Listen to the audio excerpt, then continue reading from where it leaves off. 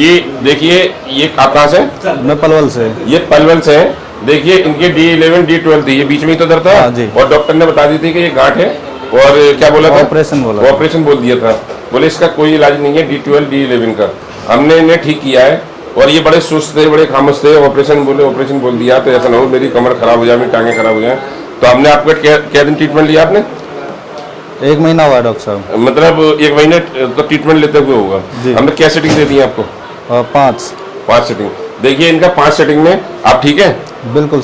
बिल्कुल आराम है काफी? बिल्कुल आराम है। कूद के नप के सब दिखाओ तुम।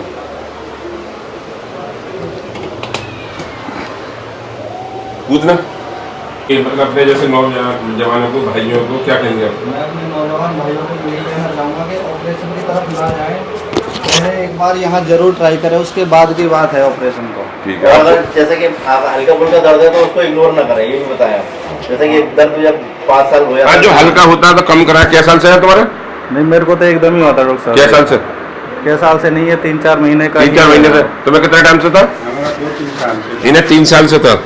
ठीक है, वो ठीक किया है और आप भी ठीक है। आप खुश रहे, कोई परेशानी है हमें? थैंक यू डॉक्टर साहब। ठीक है।